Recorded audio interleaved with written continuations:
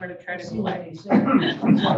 Let's do, hold on one after one. When you're ready. Yeah. Let's finish up the precedence here. Hey, Derek, I need your April hours. Yeah, Oh, yeah, it's, I'll get them after. Oh, perfect. Well, then you can give me both. I would- All right, so then I have to mute. Okay, that's And I might- muted. And then I think I got it. Okay, we're live. All right, we'll call the meeting to order, the 8:15 Tuesday, May 9th, Land and Water meeting. Roll call, so all members are present except for Kim, she has to be excused today. We'll move on to approval and repair of the agenda. Everybody got a chance to look at the agenda. I'll make a motion to approve. Motion by Kim, I'll second. second by Nick. All in favor of the motion signify by saying aye. Aye. Opposed, same sign, motion carries. Approval and repair of last month's minutes. If everybody had a chance to read the minutes, anybody see anything, or does need a motion to approve minutes? I'll make a motion to approve the minutes. I will second. Motion by Nick, second by Tim. All in favor signify by saying aye. Aye. Opposed, same sign, motion carries. We will move on to public comment period. We'll do 3 minutes per person. Is there anybody from the public that wishes to speak? Yeah. Nancy Utesh, E5173 4th Road in Kiwanee. Again, I'm going to request that Tucker Birch be brought in to give his research that he did that indicated that fecal contamination is causing gastrointestinal illness in our county. I find the health department and land and water negligent in suppressing this information for our community. And it's not been available to citizens here that were impacted. So again, I'm requesting and will continue to request that the research done here in Kiwanee County gets presented to the citizens. Last weekend or a week ago, spreading that took place by Bodwin Dairy that is obviously a CAFO now. Tried to address that. It was spreading on saturated soils on 30 acres. It began at 9 a.m. in the morning and it continued until after midnight. That's a neighbor of me adjacent to my land. I called the tip line, the warden went out, the DNR went out on that Monday. Saturday was when the incident took place. And you know what happened? The 2 wetlands on that property were impacted. So what is the value of calling the tip line and having a warden and being a neighbor that you're trying to protect your own wetlands and your property when there was actually no response on that Saturday that curtailed any of that behavior? So James Shellsider from DNR went out Monday. 2 wetlands were impacted, and the landowner is absentee. So that really bothers me because these contracts for renting land, if you have a disconnected landowner, they're not even kept in the loop when these kinds of activities are going on their land. I called James and said, you know, is this landowner even going to know that this is the way their land's being used? And he said, no, the farm is the only party that's involved in this violation. So, you know what, we need to be having that discussion about land contracts and some kind of responsibility and accountability to neighbors of these kinds of practices going on in our county. I quite frankly don't want to sit in my home waiting for when my well shows up, because on a 30-acre parcel, they spread for how many hours? 9 a.m. in the morning till after midnight. 10 seconds. Also, I want to request that Land and Water start serving other citizens in our community with conservation programs and presentations and whatnot. I know this department has basically become manure managers for our county, but we'd like to see some programs come down for citizens that help us, that are informative.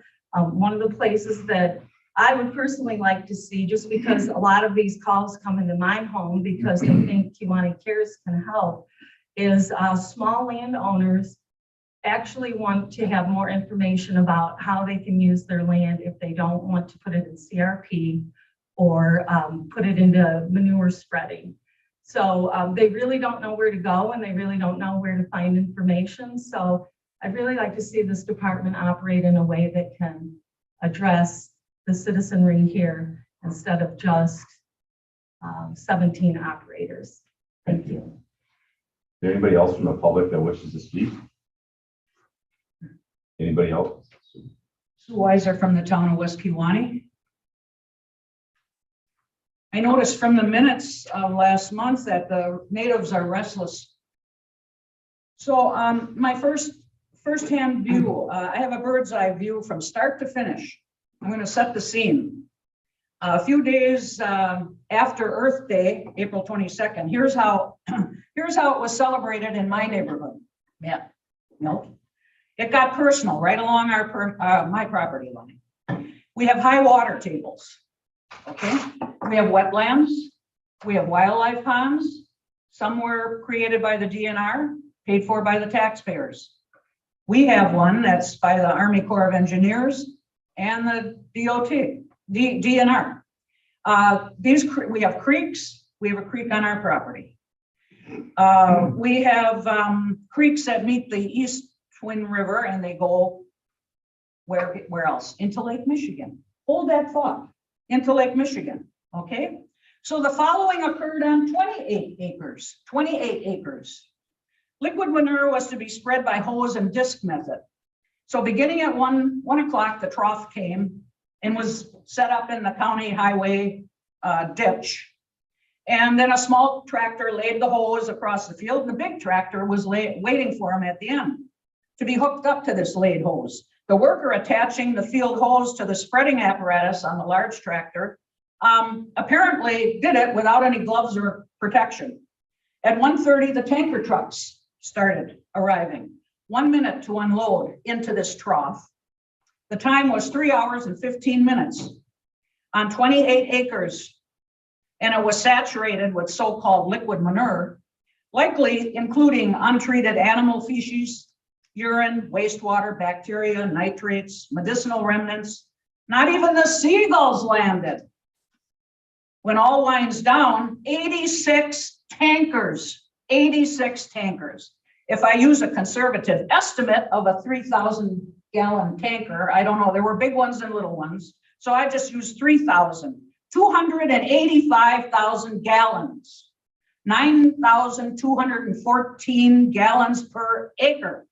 Not sure if there were any flow meters were on the equipment. My neighbor indicated that this was to grow soybeans. And it would have been much higher if he were to plant corn. This will continue. So state, fed, county laws and regs must be strengthened and enforced at the highest levels possible for the health, welfare, and safety of all Kewaunee County residents. And at the moment, the industrial farms, the CAFOs, have it both ways. This slop can masquerade as a nutrient in their nutrient management plans. And number two, while it can be labeled as a pollutant with the permit that they operate under, a Wisconsin pollutant discharge elimination system. Thank you. Thank you. Is there anybody else from the public that wishes to speak? Yes, sir, in the back. You can go ahead. Okay. Robert? Yes. Oh, okay, yeah. Morning. Robert Segers, Forestville. Good morning. I have two questions. Basically, the first one is 3 years ago, the Conservation Department issued the Anape River Watershed 9 Key Element Plan as required by the EPA. One of the things which is nice, you have timelines in there with goal setting. The first goal was after 3 years, and I won't go through the details, but my question is, will there be an update, because this was issued April 2020? Where are you at now with your goal setting? Are any of these goals met, or where are we? I mean, that's the nice thing. Why do you set goals if you don't follow up where you're going? That's about 9 key element plan. The other question I have is, what is the action plan now that PFAS has been identified in the Algoba Harbor? This was recently, I believe the test came back via an authorized lab by Robert Lee. And there were several spots where PFAS came back positive. So I would like to know, what is the action plan, by the conservation department? What are we going to do about it? What is a possible source? And obviously this is a big concern for the public. And what is it? Crescent Beach is only probably 200 yards away from there, which is, I think, a serious health concern as well. Unless we know really where is it coming from, and is this a short-term thing, or what are we going to do about it? Thank you.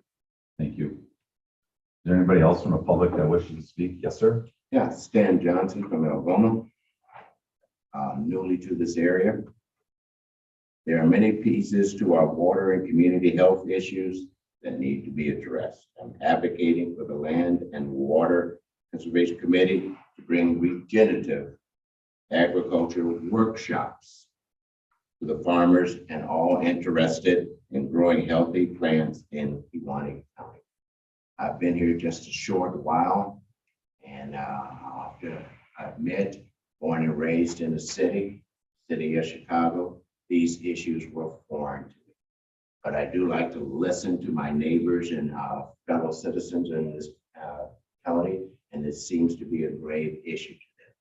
What they're asking for is for this committee to provide some workshops on regenerative farming to help the public as well as the farmers understand that this may be the way to go to deal with quality water and quality life in this county. Thank you. Thank you. Is there anybody else from the public that wishes to speak? Anybody else from the public that wishes to speak? Anybody else from the public that wishes to speak? Aaron, can I add to my commentary? I just have one comment. You had your 3 minutes. You can email us. Yeah. Last comment. Thank you. We'll close that part of the agenda, and we'll move on to department reports. For animal waste storage permits, we just had one, Giggles Ponderosa at Hilltop site. They're just adding an additional waste transfer line to one of their additional storages. So that was nothing, yeah, just a new line. Travis has been in the field pretty much all day since it's been nice. So NR 151 updates. He's been walking them. We'll give you more statistics once he, in compliance, not in compliance, once he has some under his belt. So that'll probably come next month. But he's been, we've had a lot of complaints calling in. So as he's doing walkovers, he'll swing by and check if there's, any concerns with the spreading. A lot of them are, there's a lot of trucks and a lot of spreading on this parcel, but he does go and check them out, make sure that there's no runoff or anything like that. So he's been really busy out in the field. No conservation plans for approval, public health and groundwater protection ordinance that was up on April 15th. We had no violations and we had no complaints. Chapter 39 update. We're waiting on the DNR report from the Bodwin Dairy. It was called in as a spill once it impacted the wetlands. So if it does hit the wetlands, it's a possible citation. DNR went out on site on that, so LWCD did not. Well testing update. As you know, that we got the additional money for another 300 wells in July. 300 wells in October. We'll be hitting Village of Casco hard. We've been getting quite a few phone calls, so we've been adding them to the list, trying to target more of the nitrates in Kewaunee County. So I'll probably be opening up registration to the beginning of June, official registration, but I'm taking numbers and addresses now. So you have the exact date on the July one yet or not? Yep, it's July 10th. Will be the day that everyone takes your sample. We'll be distributing the bottles the 6th and the 7th. Thankfully, we do not align with the fair this year. So yeah, the 6th and the 7th, and then the 10th will be the day that the samples are brought here. And then we'll bring them to Point the next day. And then for October, if you wanted to know, it'll be October 16th. Will be the actual day that they test. Okay. And again, the 12th and the 13th. It's always a Thursday and Friday before that we do bottle distribution. We don't like to do it much further than that because a lot of people do forget. So. Zoning and sanitary has been really busy. We've had 12 soil inspections, 5 septic inspections, 9 permit applications. Of our enforcements, let's see. So the 2018 to 2020, we still have 15 that have not responded. And then I believe that was out of 20 some, 23. And then we still have 30 open for 2021. 8 in both of all of the above. 8 have failed so far, so they've gotten a new deadline, so they at least got their soil test done. And then 7 are not in use. So what I'm doing for the not in use, because we do have a long list. We're getting updated written statements from the landowners, just saying, hey, okay, it's still not in use. You're signing that no one is living there. So, because some of the statements go back like 15, 16. So I'm going through all of those and getting updated statements. And then these new ones that are calling in and saying not in use, they're giving us written statements saying, yes, I certify that no one's living there. If we do sell, well, if they sell, it automatically comes through our office to make sure that it's up to date. We've been very busy with the tax season, so I'm very thankful that tax season is done. Tax season with our office is farmland preservation certificate numbers. You don't need a new one if you don't buy and sell land, but a lot of the residents always had to go to their zoning department and get one, so they think they need a new number every year. So that was really busy, but that's kind of typical. How does that work? So let's say a landowner were to go out of compliance. Does a new number get issued once going back into compliance Yes. if they do, or? Yep, so say you are out of compliance because you have barnyard discharge and won't fix it. So you're gonna notice that the DADCAP and DOR will get a notice of compliance copy along with the landowner, and that number is canceled. So in order to get back in the program, you would get a new number. So that number is null and void forever. So they can't just go and keep plugging it in to their taxes. So the Department of Revenue would know then at that point that. Yep, so They're no longer so eligible. yeah, so a notice of non-compliance goes to the landowner and not the operator, the landowner. The Department of Revenue and DADCAP. So all 3 of them get that. The notice of non-compliance certificate, and that includes all of those parcels. Terry does pretty much all of that tracking with FPP and all the certification numbers. As Travis does walkovers, she gets all that information, making sure they're all up to date. We've been very busy entering nutrient management plans, which is what I've been doing. Along with the 5-year review, we've gotten 208 of our nutrient management plans in. We get around 272. So I have 208 in. And this year, I also have been adding the tillage behind the crops, because a big question in Kiwanee is always, how many acres of cover crops do we have? And how many acres of no-till? And we have no idea, other than what, if we can get FSA to run those reports. So this will be a good way of actually determining how many acres, so we can actually see if we're getting better. So that's been a lot of work because I've been going back, but once it's in, it'll be really helpful. Let's see, 5-year review for the Land and Water Resource Management Plan. In June, I will be going in front of the DADCAP board. It's 4 questions that just kind of say, are we on track? Are we following our plan, goals and objectives? Which we are, and I will provide all that information once I have it done. I'm working on the rough draft. I'm trying to get the Kiwanee River 9 key element plan done. we use the 9 key element plans to implement once the TMDL is established. So the TMDL should be approved hopefully by the end of the summer, and we can use the 9 key elements for additional money through the EPA for practices. So if you don't have those 9 key element plans done, you can't get that additional pot of money. So I'm working on the 9 key element plans. They're very tedious, but DNR has been helping a lot down in Madison, running all the STEPL, the LAMs, the SLAMs. I'm not even going to go over what all of them mean. So they've been helping a lot down in Madison, running all those reports for me. That's what we've been doing. So any questions on the last month?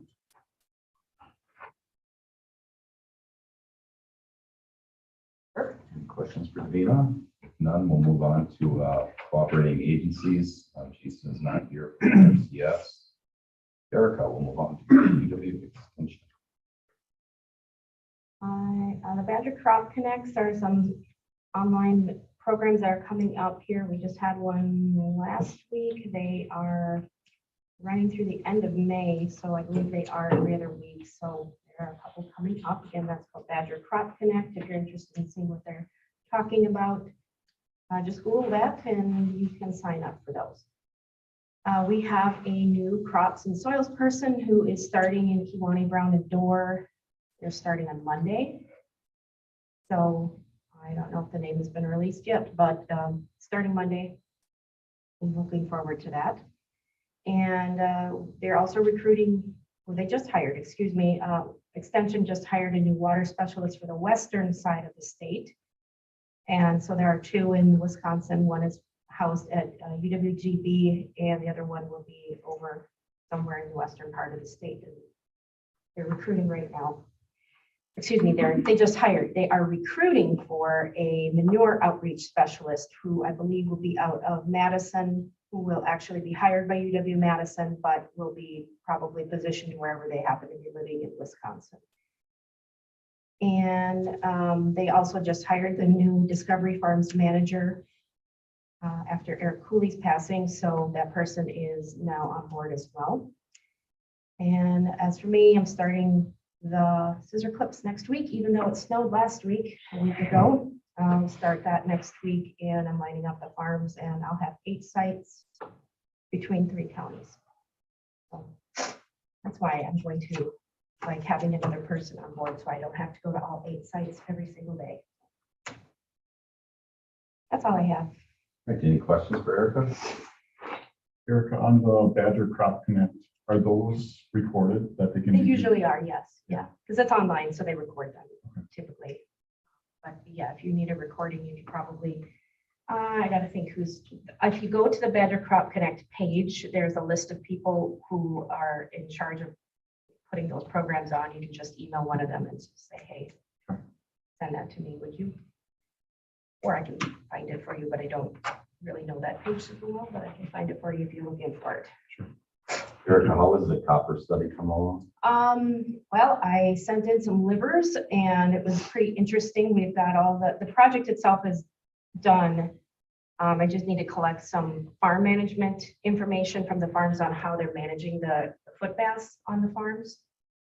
And so that's just the last piece of it. And I sent in livers about a month ago and got some really good results on that as well. So as soon as it is ready, I have to get, again, I have been out for the last month, so I haven't been able to follow up on the surveys with the farms, but I'll have something probably ready to present. I'm not going to say for sure, but probably for sure August, possibly July, but because there's a crossover with the fair, I might not be at the meeting in July, so, but it won't be ready for June. Thank you. Any other questions for Erica? Eric, do you have anything from FSA from last month or this month? Well, we didn't meet at all, but Zach did send me the March DMC payment. It's going to be $342. So that's all I What really. is that, DNC? DMC, Very large. yeah. margin.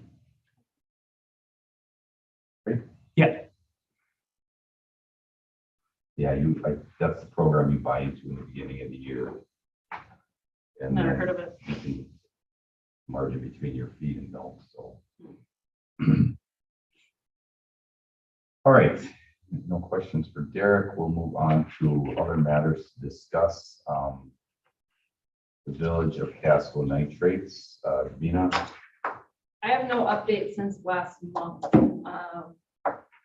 I just haven't had the time to get together. Well, I need to talk to Cindy if there's money, but then we've been having some issues because our other townships are upset that we're putting so much money into Casco in the village. And we didn't do that for other areas where there was a lot of contamination. So I didn't know how the committee wanted to move forward on that. So We did have our town meeting back in April in the town of Carlton, and it was brought up by 2 members of the public. The concern about the ARPA money out there spending it in one area. So I wanted to bring that back to the committee too. I know we do get the coastal management grant for the well testing, from along there for our July and October tests. So there was that concern there about it funneling to one area versus the whole county. Tim, I just want to check with you and see if you had any more discussions at the village. What if the village is willing to take any more on, or what your thoughts are? Well, we haven't meetings tomorrow night. Okay. So I usually report up actually meetings tonight. So it always follows this meeting. What has Kewaunee County Public Health Department paid for the one study that we've done? we'd have to ask It's only Cindy. been Dragon, right? The Dragon study, That's yeah. it, And I- correct? There's been nothing else. Nothing else. That's No, any just- of the money that's gone. Yes, so you can get that from Cindy. She should have the master because I just sent her the bill. Is it roughly $10,000 or less than that Dragon was paid I for would this whole say it was in process? that 7 to 10, wasn't it? Just Somewhere in there, We can yeah. ask. Just, Cindy should have that. So the village has had no discussion because we as Land and Water have thrown a whole bunch of ideas out there, but we've done nothing with it.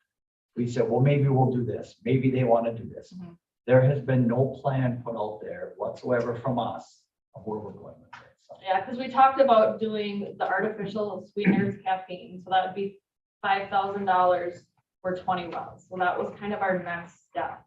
And then they're gonna have to do the water levels and the groundwater flow models, that's above my capacity. So that's gonna have to be, and Mo can't do that because now she's under, her new position doesn't allow like that small of scale, but like a larger scale.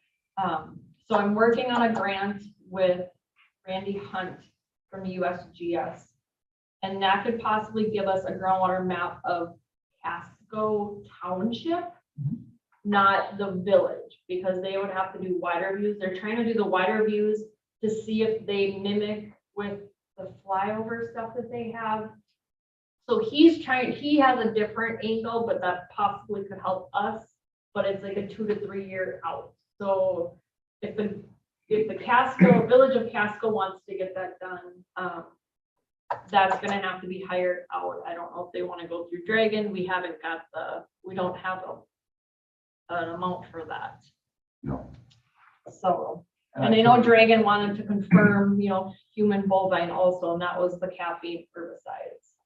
So if we can get 20 people and Cindy, and I don't know how the ARPA money is supposed to be spent. Yeah, I think we may need to get some clarification on that. I know, talking to the Carlton Town Board, they received ARPA money and the rules changed here a couple months back, where now that money can be spent on roads and bridges and all that stuff. And our township didn't want to do that because that changes the formula for what you get from the state. But I know the rules have changed on ARPA money. Yeah. So we should probably get some more clarification on that. As far as the nitrates go with action plans, what we do know now is that the DNR on their website does have stuff for nitrates, procedures to mitigate the risk of nitrates in your home. I guess as a homeowner, we can recommend going, as of now, going to the DNR webpage and looking what their, I don't know if you know where that is, exact page or Yeah, I what don't. those. But I mean, if we're gonna be collecting samples in July, that might be an easier time to grab 20 extra samples in a different bottle, because they're going to the same lab. That might be the best time to do that. And I think they said that was 5,000 for the full. What are we trying to prove by that? I mean, we're not addressing the issue. We keep testing and testing and testing, and that's fine. I understand we have to test, but the folks want to know, what's the action plan? What can we do? Can we run our garden hose? Should we not run our garden And hose? Should we- I'm sorry to say this, I don't know. I mean, we've already asked the farms not to spread any manure in those 2 sections.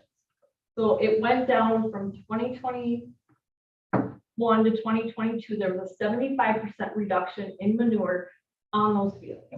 And now they're going down hopefully to 0%. So the farms are working with us. And they are they're going above and beyond voluntarily. So I don't know exactly where, I don't know if it's the adjacent fields that are impacting it, or if it's a half a mile away and hitting a sand and gravel lens and then hitting a karst fracture and going into that village. I don't know if there's pipes that are across the road that are leaking underneath for human and animal or human waste.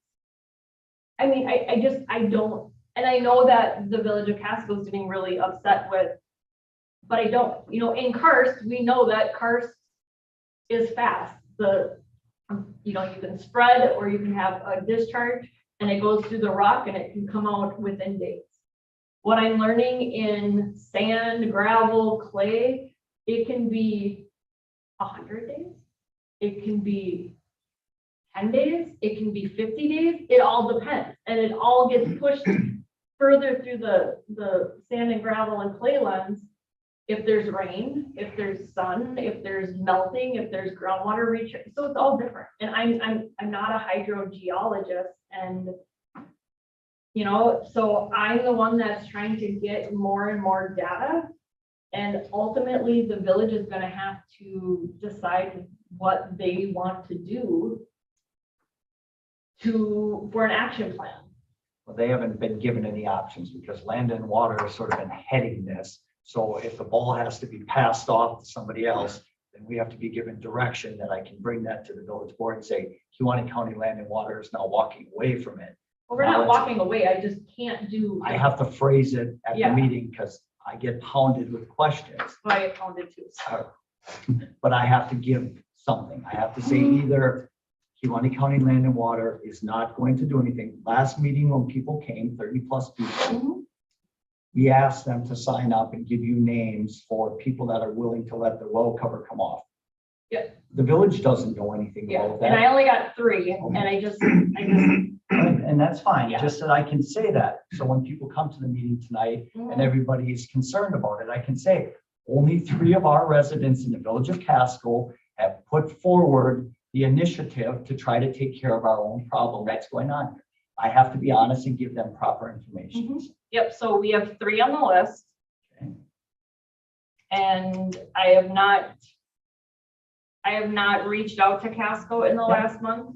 I have not had the time. But they have the ability to call in. People are responsible for their own things. I understand that. I'm not passing the buck. And Yeah, the village no, and isn't, yeah. the village isn't trying to get something for free. The county started this and because of Yep. some of the stuff that happened at the daycare. So this is sort of Yep. moved for multiple years since the daycare. So I would say the next step would be in July, let's get 20 people. If we can use the $5,000 for the ARPA money, and we'll do the massive test with the artificial sweeteners or herbicides, the caffeine, and then that will rule human bovine for sure, because I think we need that. We only took 1 test on 1 day. So that would be, and then with that information, the next step would be to get a groundwater model, or else you're targeting 2-3 square miles when it could just be impacting 1 area. Yeah. So if we can get that groundwater model, then we can go upstream from that groundwater model and pinpoint those fields, if it is for sure 100% bovine. We already have the farms, like I said, voluntarily not spreading on any of those fields because the dragon did come up as animal-human waste. So we did do that. So yeah, that would be the next study, and groundwater modeling is very expensive. So if they can do the quick and easy, like Mo said, to do, lift the cap up, we need a plumber, we need a hydrogeologist, which I think Dragon can get through GHD maybe. So if you want to reach out to Dragon and maybe see if you can get a cost estimate for that would be great. So those would be our next two steps.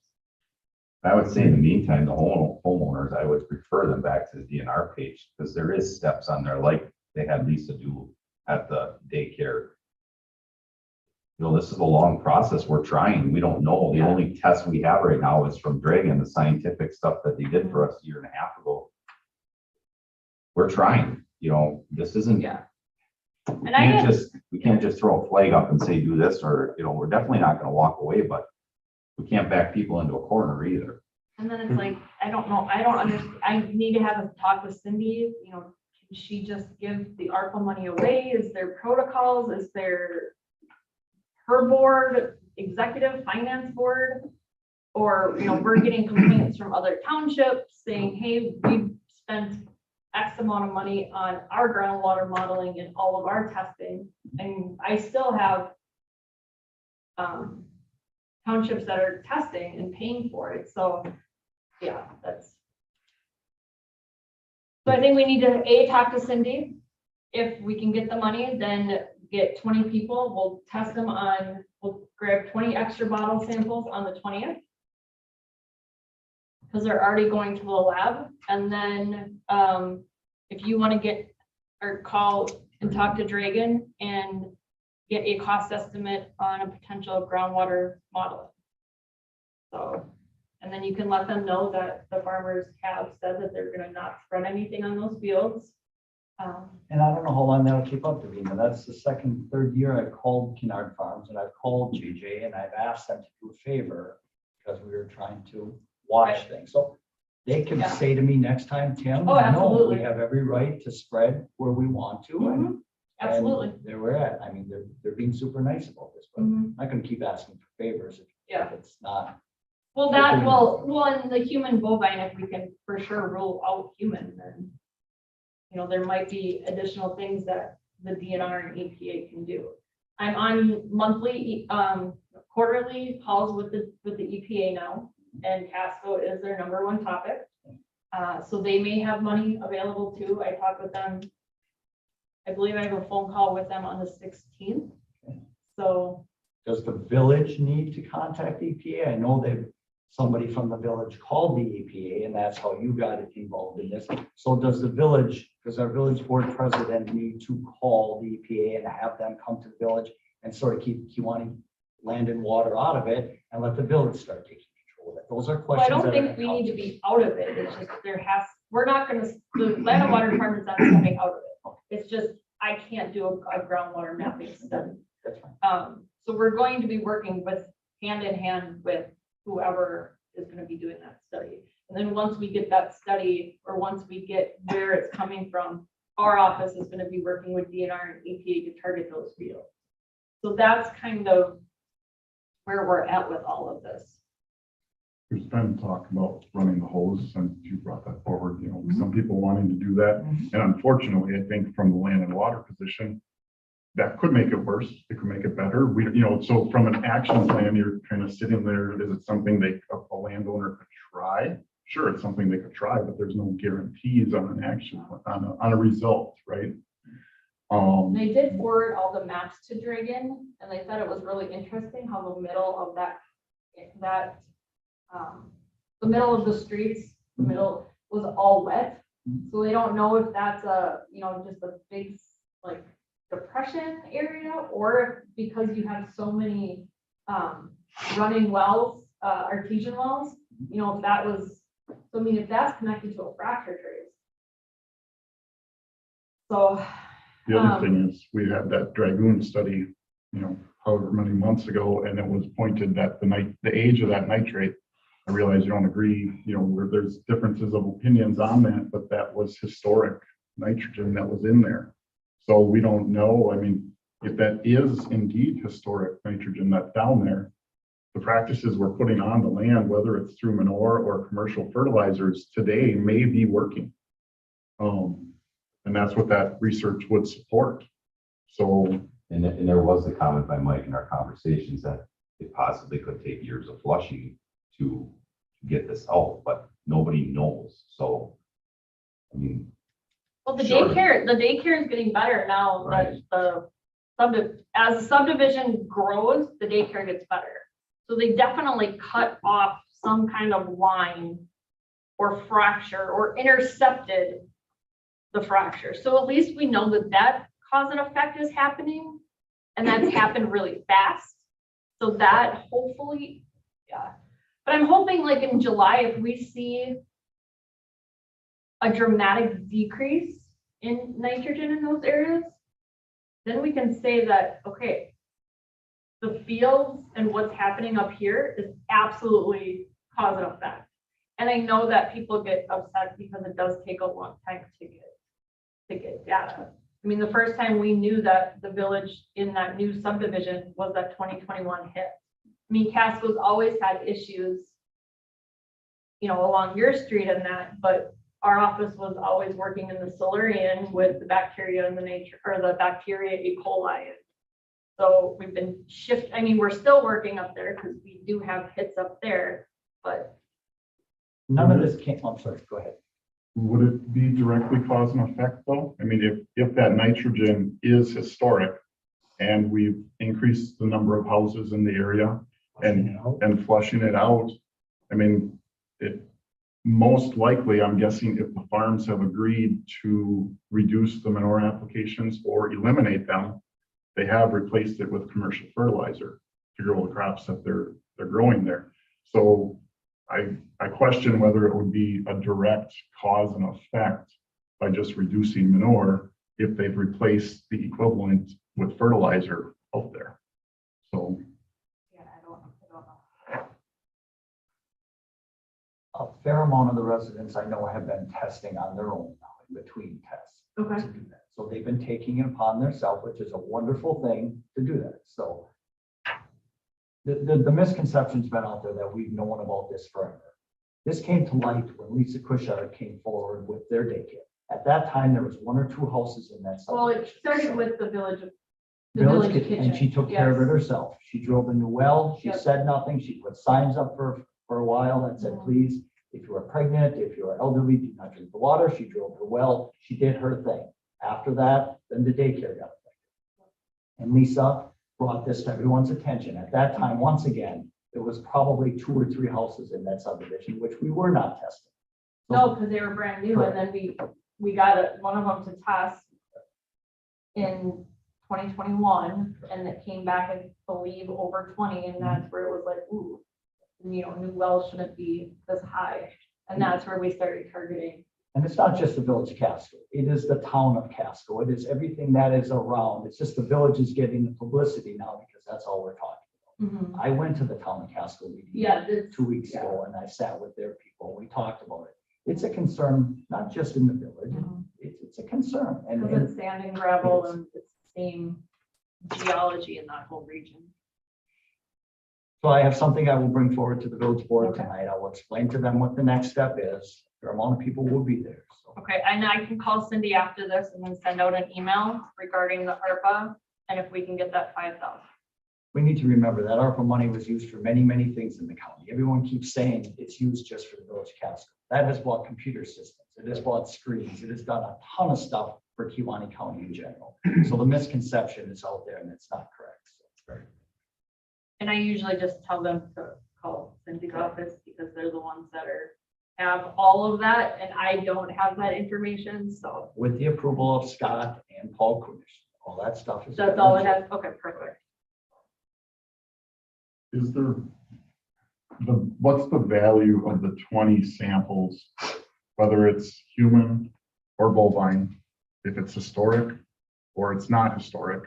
We have scientific information that says it is historic. Nitrates are the issue. I mean, without a groundwater, let's say it is, let's say it's bovine, and that there's traces of herbicide. Well, now we need to know the age of that herbicide because we've been using herbicides for many years. So even if there's traces of these herbicides, now we go back to the age thing, and that just spins the cycle of more testing. What right? I'm trying to do is absolutely rule out human. Because we had one test on one day in February. So if we can take and that was 5 samples or 6 samples.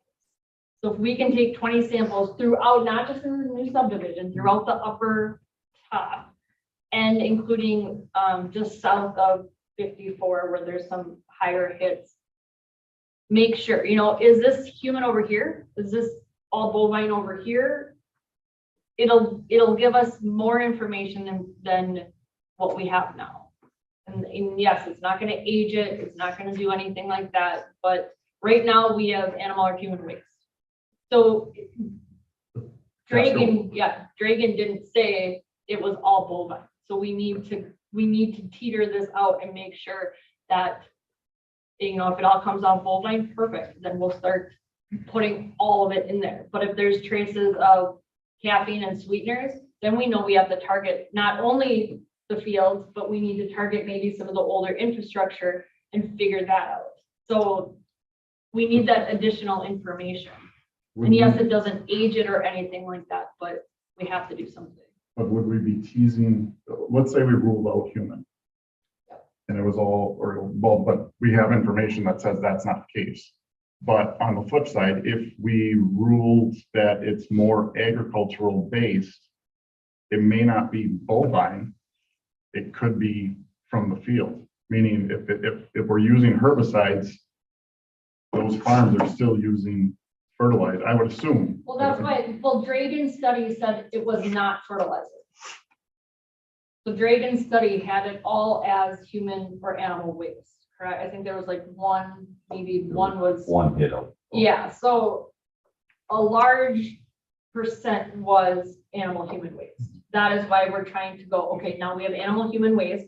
Let's break it down to animal or human.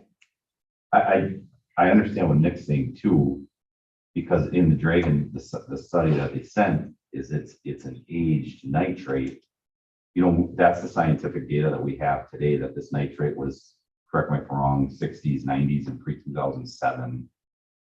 If we come back and we show that test is all bovine, I mean, it's hard. What more do we go after today if we know the science says that it's aged nitrate? Yeah, and I've talked to people that, and I'm not an expert on isotope dating testing, but I've talked to people that are, and they don't fully agree with the Dragon dating.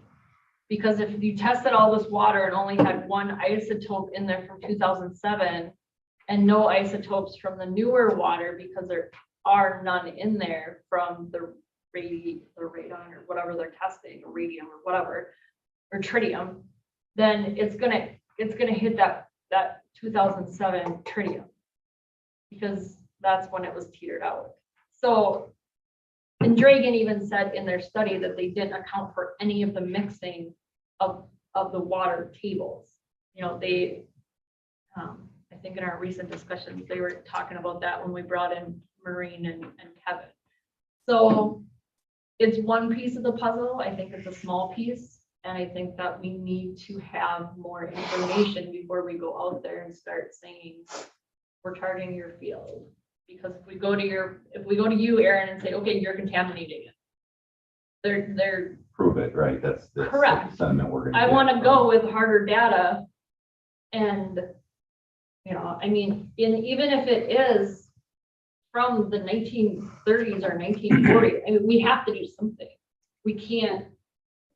So you talked about, like putting a dye in eventually. I mean, do you want the modeling first to know where you would target that So, dye to because- maybe yeah. follow like a, So I've talked to Maureen on this about dye testing, And because it's not like in the karst where you can put a dye in and it's coming out a couple hours later, we don't know where this dye is gonna be coming out and when. So we don't wanna put a dye down a sinkhole or a waterway or on the ground and then nothing happens. And then 4 months later, it's, you know, Kim's well's running red. So that's the thing with sands and gravels. It's hard to do the dye testing because of that. You don't know where it's gonna come out. So, you know, it could come out not in the village. And then someone's calling our office and they're like, "Ooh, you know, my water's red," or. So that's the issue with doing dye tests in sand, gravel, and clay. And we have to remember the conversation we did have with Mike too. Is we could work on this forever and never solve this problem. Now, I hope it doesn't come to that, but we also have to remember that in the back of our heads.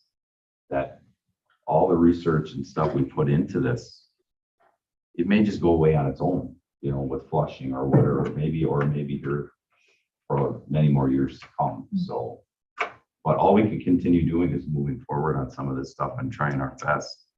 I mean, like Davina said, we're not gonna walk away from it. If these landowners are testing and they would be willing to give me their information, because then I can kind of track, like I do with the village, like I try to track it and see what's changing on the landscape, if anything. And if nothing's changing, then, you know, nothing. We do have all the crop rotations and everything like that too, so. But I think that's, if you want to go back to the board, I'll call Cindy today, I'll send out an email seeing if we can get that money. We'll test 20 wells. So we don't want 20 all in the subdivision, and I did talk to Dragon, not just all that are contaminated. We also want ones that, you know, the 2 to 5 range, or maybe ones that have never been hit before. So we get an array, but everything north of the river. And then you'll talk to Dragon, see if we can get a Price of groundwater. price on a quick and easy groundwater model for just that village. And then I've already talked to Randy Hunt and trying to get, it's a grant, so that's 2 to 3 years out, but that will give us a broader Casco region groundwater model. And that's fair. And if there's a concern that Kewaunee County is spending too much money on the residents in the village and town of Casco, then just say that. Then we need to say that, and I'll bring it to the village board and the town of Casco, and I'll say, Kewaunee County, there's some flack from the rest of the county that we're sending too much of our resources to our little area for our residents. We need to come up with the money ourselves. If that's the answer, then that's fine. We just need to be told that so I can tell the boards that. And I think that doesn't come from me or my office, because I don't know like how Well, much. if you're hearing, Yeah. I mean, I will mention that at the board. Your guys are meeting. county So, board I members.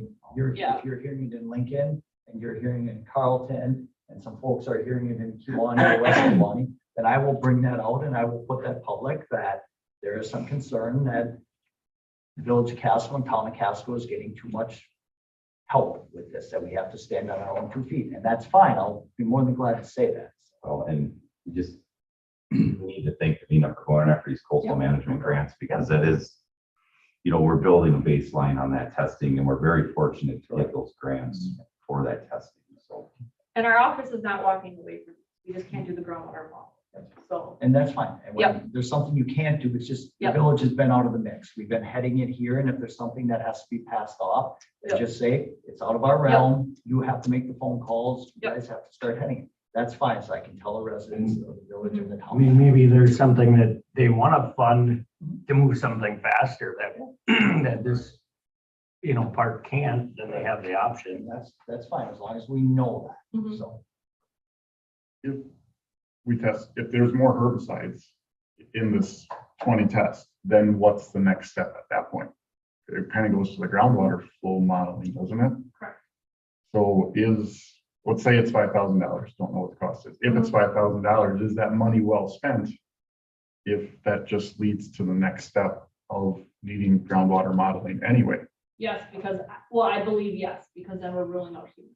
I want to rule out all human. And if we have some human hits, because like I said, Dragon only said animal or human. We don't have that. You know, if there's areas that are on the east side of Casco that are hitting, you know, a higher amount of nitrate and we have caffeine in there. Well, we know that the cows aren't drinking soda, or we know that's human. But on the west side where we're having other issues and it's all herbicides or, you know, bovine related, then we can say, okay, we're not focusing on any of the human stuff here. This is all coming from wherever the groundwater model is. And I think Dragon did agree with getting more information, because they're the ones that said not just to test the unsafe wells, but get some that are in the 2 to 5 range and see what's impacting all of these areas.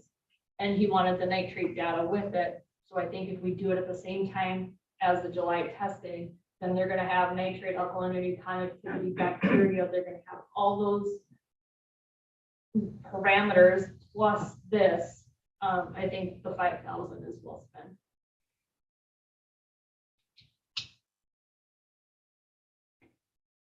Any other thoughts on that or move forward?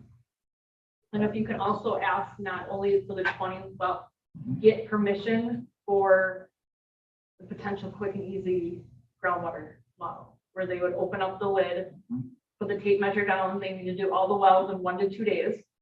And maybe Dragon can do this. And then they do and then they get the allocation of all the surface water. And that's the fastest way to get a quick and dirty groundwater model. And then a plumber would have to be hired on site. So you want 20 more, you want 20 of the wells from July when people are gonna be doing it, but to be willing to take 2 samples, that's what I'm supposed to ask for. Yes. Yep, and then if anyone would be willing to have their well casing opened and have them flush it and disinfect it, Okay. or that next step of the groundwater. After this happens. Correct. And you don't want just that area, you want anyone in the village or town to be part of this 20. The more wells, so the 20, yes, all north of the river. And then the groundwater model would be the same. We would want as many wells as possible throughout that whole section, because it's not just that new subdivision that's contaminated. We've got hits on the east side, and then we got hits that are higher in the new houses just south of 54. Okay. And I can type all that up. You don't need to type it up, I'm good.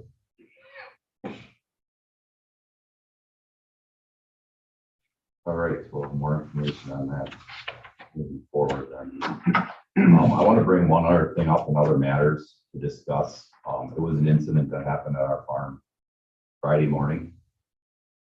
And the reason I'm bringing this up is there was some information left out. And I want to talk about this for educational purposes.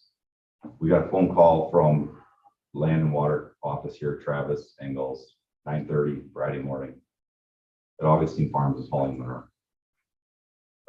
At that time, we were not hauling manure. At that time, we could have been hauling manure, but we chose not to because it was sprinkling out.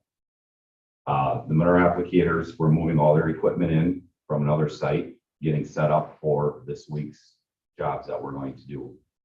I asked Travis at that time, can I have the name and the phone number of the person that called in? The person was anonymous. And I had a conversation with Travis. I said, how do we educate these people when there is an anonymous phone call? The phone call was that where trucks were rolling out Augustine Farm driveways with windshield wipers on high, and they were hauling manure in the rain. Now, was it raining out? Yes, it was a light sprinkle. Were we hauling? No. All equipment was coming in, it was going to the field. But when I asked for the name and phone number, when he said it's on the answering machine and it's anonymous, I'm asking if people are going to call in with an issue, a complaint or something like that, that you please leave your name and number so we can call you back and have a conversation and try to educate the people on what's going on. Because Travis and I took a half hour out of our time that day to have a phone conversation with each other about accusations that were made that were not true. So I would just like, I know the office is getting a lot of calls. I just ask the public to leave your name and number so we can call you back and have a follow-up phone call. Because without that information, it doesn't do anybody any good. And when they do leave their name and number, we do call them back and say, okay, in your case, Aaron Augustine, they were not spreading. They were just setting up, getting ready. There was no maneuver going on. So we do that follow-up when we do have the name and numbers. Yeah. I've had several farms express similar concerns on that issue too. So it'd just be nice to have that follow-up, whether it's with the office, you know, calling back or the Yeah. farm themselves, if it's a neighbor. Well, I mean, we have caller ID, so if it does come up, we have the number, but some are actually. And I understand there are legitimate concerns out there that need to be investigated, but there's ones too that sometimes I think some phone calls are just, Well, and that's why Travis called you. So I'm Right. like, call Aaron, or, or also, whoever's spreading, we'll call them, say, hey, what's going on? Are you spreading, So- just so we can work closer together and maybe we can eliminate some of those calls moving forward, take some of the workload off the office moving forward. we don't go out to every single. So we do phone calls, we do. All right, so is there any other issues anybody wants to bring up? Otherwise, we'll move on to scheduling future meetings. Aaron, can I Yep. just, I'm always, I'm never quite sure when and how we bring this up. We can never respond to the public. I understand that. I'm conscious of that. But some of their concerns that continue to come up and come out, we don't ever address. So are we allowed, at what point could I say, well, last month we talked about Tucker Birch coming to talk. I know you went and listened to him in Door County. Can we bring him here? When are we allowed? Do I have to ask you to put that on Well, the agenda so we can have a discussion, or can we openly just say, how was Tucker Birch? Would you think it would be beneficial to have him come here to talk? I mean, Those are the questions. I'll talk about it right now. I emailed Nancy months back that it was the same presentation. No, you did That- not email me, It was the Aaron. same presentation that Dr. Borchardt presented to this committee. That's Was not it 4 years true. ago? Davina, that he was in here, I believe, 3 or 4 years ago. Now Tucker is his predecessor and he gave the exact same presentation that in Door County that I went to see. So I don't see any need of bringing No, him here. and Aaron, We you had that never presentation. emailed Nancy, me. I'm sorry. You can't did, speak. no, I'm gonna discuss So, that you did not I'm not email gonna me. put that That's stuff on the inaccurate. agenda. I'm just asking. 'Cause I know That's you not went- a truthful statement, Aaron. I received no correspondence from you. So we'll move on to scheduling of future meetings. We have June 13th at 8:15. And then if we go with the second Tuesday of the month, that would be July 11th. Animals go into the fair or do that evening. What was that second date? It'd be July 11th, unless you wanted, well, That's, The yeah. fourth. Hobbs. the 4th is a holiday. Unless you But want to that's only go the evening. till after the fair. No, what about dairy though? Will dairy be going in that No. morning, They go in on Wednesday. Wednesday? Because we can't do it the 10th because we'll be bringing in 300 samples that day, so I can't. There is also some kind of nuclear exercise on the 11th here, which will That make, should be in the EOC. it's going to make parking very difficult here though, because I'm just letting you know. It's up to the committee. Well, I say we can move it, or if we have a light agenda, we don't. The have to have a 6th, meeting 7th, and until then 10th. Either. Yeah, the 6th, 7th, and 10th I cannot do because that is fully well tested. I can do the 5th.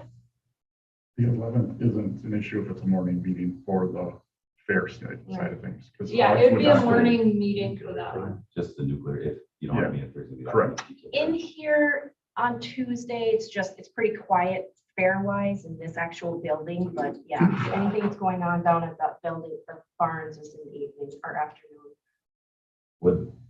Should we move it to the 18th? Would that work for everybody or not? Does that work for you, Davina? Yeah, the 18th I'm open. Just because there'll be setup going on in here too, probably, and all that stuff. Maybe we should move it a week. It'll relieve some congestion. Okay, so July 18th, that will be at 8:15.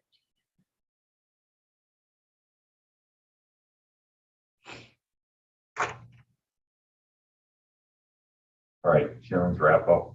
I don't have anything for that, so we'll move on to adjournment. Make a motion to adjourn. I will second. Motion by Nick, second by Tim. All in favor, signify by saying aye. Aye. Aye. Opposed, same sign.